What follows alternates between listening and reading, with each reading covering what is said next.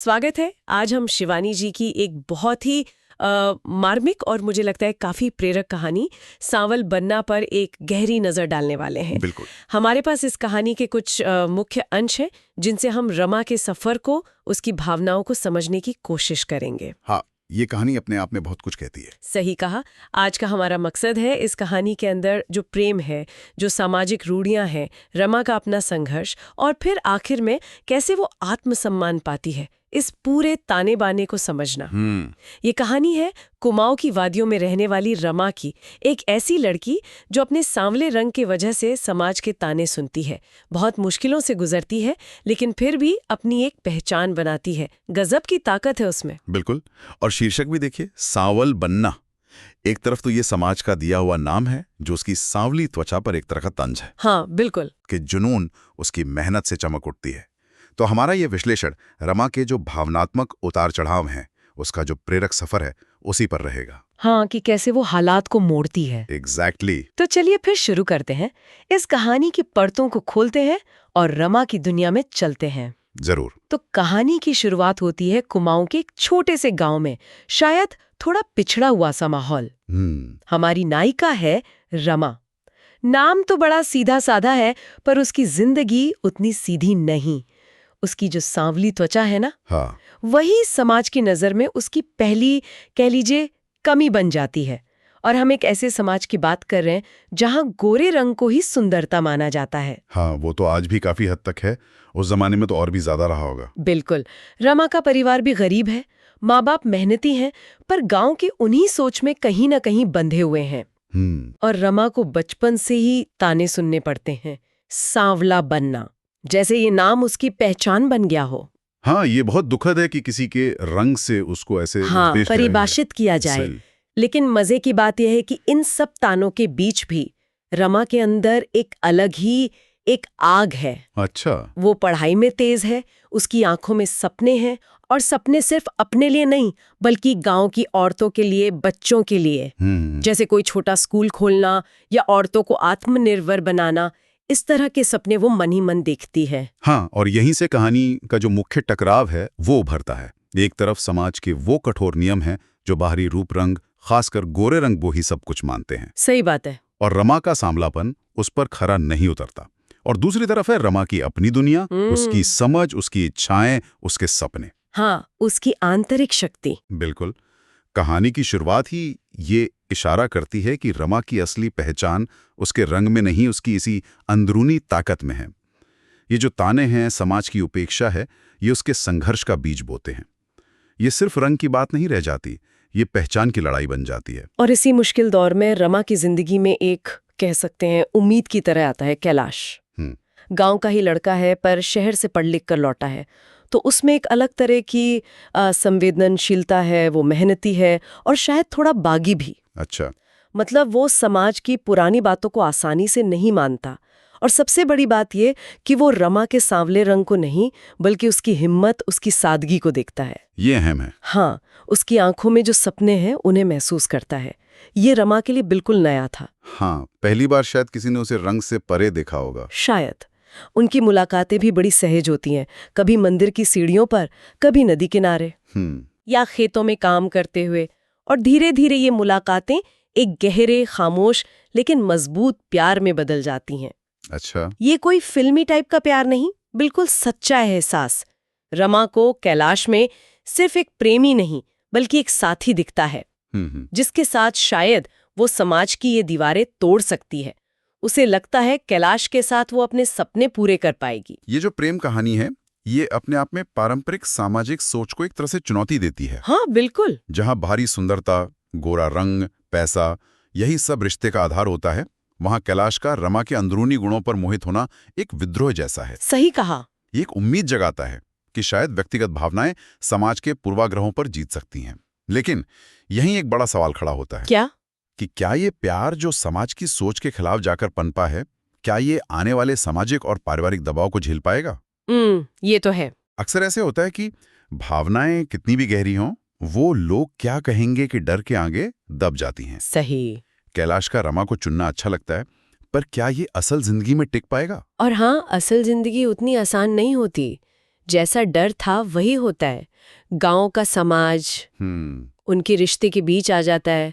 कैलाश का परिवार रमा के गरीब होने और उसके सांवले रंग की वजह से इस रिश्ते को अपनाता नहीं है। अच्छा। उनके लिए उनका बेटा जो शहर से पढ़कर आया है, उसके लिए रमा सही नहीं है। फिर बातें बनती हैं, कानाफूसी होती है और फिर खुलेआम ताने कि सांवल बन्ना ने फंसा लिया टाइप की बात है। हाँ, बिल्कुल वैसी। देखो सांवल बन्ना ने कैसे कैलाश को फंसा लिया। सोचिए रमा पर क्या गुजर रही होगी। उसके माँ बाप पर भी दबाव पड़ता है। हाँ, गांव में तो इज्जत का सवाल बन जाता है। वही, इसी तनाव के बीच कैलाश को शहर में एक अच्छी सरकारी नौकरी मिल जाती है। अच्छा, ये तो अच्छी खबर है एक तरह से। हाँ, पर ये उनके रिश्ते के लिए एक और मुश्किल बन जाती है। कैलाश गांव से जाते हुए रमा से वादा करता है, एक पक्का वाला वादा, कि वो जल्दी लौटेगा और उसे अपने साथ शहर ले जाएगा, जहां वो अपनी नई जिंदगी शुरू करेंगे। रमा बेचारी उम्मीद के सहारे इंतजार करती है, पर दिन हफ्ते महीनों में बदल जाते हैं। कैलाश की चिट्ठियां पहले आती हैं, फिर कम होती हैं और फिर बंद। ओहो। और तभी गांव में एक अफवाह फैलती है कि कैलाश ने शहर में अपने अफसर की बेटी से शागाई कर ली है, जो गोरी भी और अमीर भी। यहाँ कहानी समाज की कड़वी सच्चाई दिखाती है। कैसे व्यक्तिगत भावनाएं, प्यार के वादे, ये सब अक्सर परिवार के दबाव, समाज में रुतबे और पैसे की चाहत के आगे कितने छोटे पड़ जाते हैं। सही बात है। कैलाश का किरदार, हम उसे एकदम विलन नहीं कह सकते। शायद वो भी मजबूर हुआ हो। हाँ, हो सकता है। लेकिन उसका वादा तोड़ना रमा के लिए सिर्फ दिल टूटना नहीं था। ये उस विश्वास का टूटना था, उस उम्मीद का टूटना था जो उसने कैलाश के सहारे समाज से लड़ने के लिए देखी थी। ये उसके आत्मसम्मान पर चोट थी। जैसे समाज ने जो कहा था वही सच साबित हो गया कि वो सांवल बन्ना है, शायद वो बेहतर के हकदार नहीं। ये बहुत गहरा झटका था उसके लिए। बिल्कुल। रमा का दिल टूटता है बुरी तरह। धोखा, सपनों का टूटना, समाज के ताने फिर से तेज हो जाना, ये सब उसे तोड़ने की कोशिश करते हैं। लेकिन यहीं रमा का असली चरित्र सामने आता है। वो रोती है, बिखरती है, पर हारती नहीं है। अच्छा। वो एक फैसला करती है कि अब वो अपनी पहचान किसी और के प्यार या सहारे से नहीं, बल्कि अपनी मेहनत से, अपनी काबिलियत से बनाएगी। वाह। समाज ने उसे जो नाम दिया वो उसे मंजूर नहीं। वो अपनी कहानी खुद लिखेगी और यहीं से कहानी एक नया मोड़ लेती है और दिलचस्प हो जाती है। लेकिन रास्ता आसान नहीं होगा। बिल्कुल नहीं। परिवार वाले समाज के डर से उसकी शादी जल्दी से कर देना चाहते हैं और उसकी शादी होती है गांव के ही एक अधेड़ उम्र के विदुर से। ओहो, ये तो। हाँ, जिसका छोटा मोटा व्यापार है। ये वो शादी नहीं थी जो रमा चाहती थी। पति का स्वभाव भी थोड़ा सख्त है, पुरानी सोच वाला। वो रमा को बस घर चलाने वाली औरत समझता है। ऐसा लगता है कि रमा के सपने, बच्चों को पढ़ाने के, औरतों की मदद करने के, वो सब अब दबकर रह जाएंगे। उसकी जिंदगी जैसे फिर से बंध गई। हाँ, उन्हीं बेड़ियों में। पर रमा के अंदर की वो आग बुझी नहीं थी। अच्छा। हालात मुश्किल थे, पर उसने सपने नहीं छोड़े। वो जानती थी कि खुलकर कुछ नहीं कर सकती। पति मानेगा नहीं, समाज सवाल करेगा। सही बात है। तो वो चुपके चुपके काम शुरू करती है। दोपहर में जब पति दुकान पर होता, वो गांव के कुछ गरीब बच्चों को घर के पीछे बुलाकर पढ़ाना शुरू कर देती है। अरे वाह। औरतों को बताती है कि सिलाई कढ़ाई करके कैसे 2 पैसे कमा सकती हो, किसी पर निर्भर मत रहो। ये सब बहुत छोटे लेवल पर छिपकर होता है, लेकिन ये रमा की हिम्मत, उसकी इच्छा शक्ति का सबसे बड़ा सबूत है। वो हालात को दोष देके बैठी नहीं, रास्ता निकाला। बिल्कुल।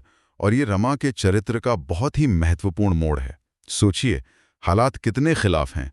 टूटा दिल, बेमेल शादी, ऐसा पति जो उसे समझता नहीं, और वही समाज। हाँ। ऐसी हालत में ज्यादातर लोग टूट जाते हैं या समझौता कर लेते हैं।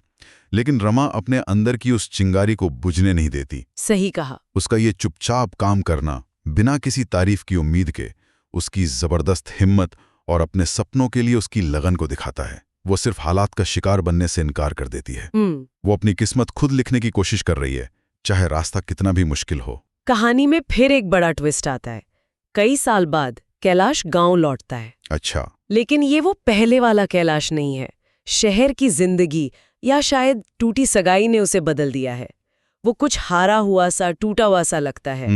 वो रमा से मिलता है, माफी मांगता है अपनी किए की, वादा तोड़ने की। कहता है कि रमा को खोना उसकी जिंदगी की सबसे बड़ी भूल थी, वो उसके बिना जी नहीं सकता। ओहो। वो रमा से एक और मौका मांगता है, साथ चलने को कहता है। तो क्या रमा मान जाती है? यही कहानी का मजा है। एक पल को लगता है कि शायद सब ठीक हो जाएगा, लेकिन रमा अब वो पहले वाली लड़की नहीं रही। इतने सालों के संघर्ष ने, अपनी मेहनत से जो उसने अपनी एक छोटी सी दुनिया बनाई है, उसने रमा को बदल दिया है, मजबूत बना दिया है। सही। वो बहुत शांत और मजबूत आवाज में कैलाश से कहती है, कैलाश, तुमने मुझे और मेरी इस सांवली छवि को तब छोड़ा था जब मुझे तुम्हारी जरूरत थी, पर मैंने उस मुश्किल वक्त में भी अपनी ताकत और अपने सपनों को नहीं छोड़ा। वाह, क्या बात है।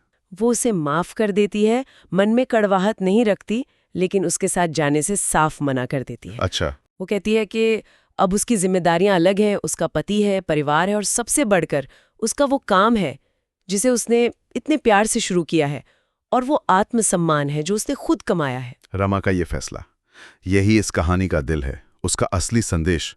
ये बहुत ही पावरफुल मोमेंट है ना? उसने बाहरी प्यार या किसी के सहारे पर अपनी खुशी को टिकाने के बजाय अपनी अंदरूनी शक्ति, अपनी मेहनत से कमाई पहचान और अपने आत्मसम्मान को चुना है। बिल्कुल। ये दिखाता है कि उसका सेल्फ वर्थ अब किसी और की हाँ या ना पर निर्भर नहीं करता। कैलाश का लौटना शायद उसके पुराने जख्म भर दे, पर वो अब उस बीते हुए कल में वापस नहीं जाना चाहती। सही। उसने समाज के तानों और धोखे के दर्द से ऊपर उठकर अपना मूल्य खुद तय किया है। ये सिर्फ कैलाश को मना करना नहीं, ये उस पूरी सोच को चुनौती देना है जो औरत की सार्थकता सिर्फ शादी और मर्द के सहारे में देखती है। इसके बाद रमा जैसे पूरी तरह से अपने काम में लग जाती है। कैलाश वाले मामले से जो एक भावनात्मक आजादी मिली, उससे उसे और हिम्मत मिलती है। वो अपनी सारी मेहनत अपने छोटे से स्कूल में लगा देती हैं। बच्चे अब ज्यादा आने लगते हैं। वो औरतों के लिए सिलाई कढ़ाई के काम को और बढ़ाती है, उन्हें सेल्फ हेल्प ग्रुप बनाने के लिए कहती है। अच्छा। इसी दौरान उसकी जिंदगी में एक और आदमी आता है, मोहन। मोहन, ये कौन है? गांव का ये एक सीधा साधा, मेहनती और बहुत संवेदनशील आदमी। वो कैलाश जैसा पढ़ा लिखा या वैसा बागी नहीं है, पर उसमें गहरी समझ है। वो रमा के बाहरी रूप को नहीं, बल्कि उसकी हिम्मत, उसके काम की इज्जत करता है। वो रमा के संघर्ष को समझता है। ये अच्छी बात है। मोहन रमा को शादी के लिए भी पूछता है। शायद उसे लगता है कि रमा को एक साथी चाहिए, लेकिन रमा, जो अब अपनी आजादी और अपने काम को ही सब कुछ मान चुकी है, वो बहुत प्यार से मना कर देती है। पर वो मोहन की दोस्ती और मदद को स्वीकार करती है, और मोहन भी बिना किसी शिकायत के एक सच्चे दोस्त की तरह उसके काम में उसका साथ देता है। अगर हम इसे कहानी की बड़ी पिक्चर में देखें, तो ये पारंपरिक प्रेम कहानी के ढर्रे को तोड़ता है। हाँ, बिल्कुल। अक्सर कहानियां हीरोइन की शादी या रोमांटिक रिश्ते में खत्म होती हैं, जैसे वही मंजिल हो। पर यहाँ शिवानी जी दिखाती हैं कि रमा की खुशी, उसकी सार्थकता उसके काम में है, समुदाय के लिए कुछ करने में है। सही कहा। जरूरी नहीं कि उसकी जिंदगी किसी रोमांटिक रिश्ते से ही पूरी हो। और मोहन का किरदार भी बहुत अच्छा है। हाँ। उसका पति बनने की जिद छोड़कर रमा की इच्छा का सम्मान करके दोस्त और साथी बनना, ये कहानी का एक बहुत ही प्रोग्रेसिव पहलू है। ये दिखाता है कि मर्द औरत का रिश्ता सिर्फ प्यार या शादी का ही नहीं, बल्कि आपसी सम्मान और सहयोग का भी हो सकता है। कहानी अब अपने आखिरी पड़ाव पर है। रमा का स्कूल अब थोड़ा बड़ा हो गया है, औरतों का काम भी अच्छा चल रहा है। गांव की दूसरी औरतें भी अब उससे प्रेरणा ले रही हैं, बच्चों को स्कूल भेज रही हैं, खुद कुछ कमा रही हैं, उनमें एक नया कॉन्फिडेंस आया है। ये तो बहुत अच्छी बात है। हाँ, और दिलचस्प बात ये कि कैलाश भी गांव में ही है और रमा के स्कूल में बच्चों को पढ़ाने में मदद करता है, एक सहयोगी की तरह। अच्छा। उनके बीच अब कड़वाहट नहीं, एक खामोश सम्मान है। शायद कैलाश अपने किए का प्रायश्चित कर रहा है। हो सकता है। रमा की अपनी निजी जिंदगी में शायद वो प्यार या पारिवारिक सुख नहीं है जिसकी समाज उम्मीद करता है। पति से रिश्ता भी बस नाम का है। लेकिन उसे इसका कोई अफसोस नहीं दिखता। उसे असली सुकून मिलता है अपने काम में, बच्चों की हंसी में और उन औरतों की आंखों में जो अब अपने पैरों पर खड़ी हो रही हैं। मतलब उसकी सार्थकता कहीं और है। बिल्कुल। और कहानी का सबसे खूबसूरत पल शायद वो है जब रमा कभी कभी बच्चों और औरतों के साथ नदी किनारे बैठती है और उनसे कहती है, जिंदगी में चाहे लोग तुम्हें कुछ भी कहें, तुम्हारे रंग पर, तुम्हारी काबिलियत पर सवाल उठाएं, पर तुम अपनी अंदर की ताकत और अपने सपनों को कभी मत छोड़ना। ये तो जैसे उसके अपने जीवन का सार है। हाँ, बिल्कुल वही। यहीं आकर सांवल बनना का असली मतलब सामने आता है। वो सांवली लड़की जिसे समाज ने कम समझा, आज वही अपनी मेहनत, हिम्मत और आत्मसम्मान की एक अनोखी चमक बिखेर रही है। सही कहा। रमा ने साबित किया कि असली सुंदरता बाहर नहीं अंदर होती है। उसकी सांवली त्वचा अब उसकी पहचान है, पर यह किसी कमी का नहीं बल्कि उसकी हिम्मत और जीत का निशान बन गई है। उसने समाज के दिए नाम को ही अपनी ताकत बना लिया। तो शिवानी जी की ये कहानी सांवल बनना सिर्फ एक कहानी नहीं है, ये आत्मसम्मान की, मुश्किलों में डटे रहने की और समाज के बंधनों को तोड़कर अपनी राह बनाने की एक बहुत ही पावरफुल गाथा है। रमा की यात्रा दिखाती है कि बाहरी दुनिया चाहे हमें कितना भी नकारे, अगर हम अपने अंदर की शक्ति को पहचान लें तो हम अपनी पहचान खुद बना सकते हैं। निश्चित रूप से। और ये कहानी हमें रुक कर सोचने पे मजबूर करती है कि हम सुंदरता, सफलता, सार्थकता को किस पैमाने पर मापते हैं। हाँ, ये बड़ा सवाल है। क्या सिर्फ बाहरी चीजें, रंग, रूप, पैसा ही जरूरी है, या किसी इंसान की अंदरूनी ताकत, उसका चरित्र, उसका उद्देश्य, समाज के लिए उसका योगदान ज्यादा मायने रखता है? रमा का जीवन दिखाता है कि सच्ची खुशी और सार्थकता अक्सर समाज के बनाए रास्तों से हटकर अपनी शर्तों पर जीने में मिलती है। तो यहाँ एक सवाल छोड़ जाते हैं हम सबके सोचने के लिए। हम अपनी रोजमर्रा की जिंदगी में बाहरी उम्मीदों और अपनी अंदर की आवाज के बीच कैसे संतुलन बनाते हैं? जरूरी सवाल है। क्या हम अपनी सांवली बनना, मतलब अपनी वो खासियतें, अपनी वो ताकत, अपने वो सपने जिन्हें शायद दुनिया पहली नज़र में ना पहचाने, क्या हम उन्हें महत्व देते हैं, उन्हें पनपने का मौका देते हैं? इस पर सोचना तो बनता है। बिल्कुल।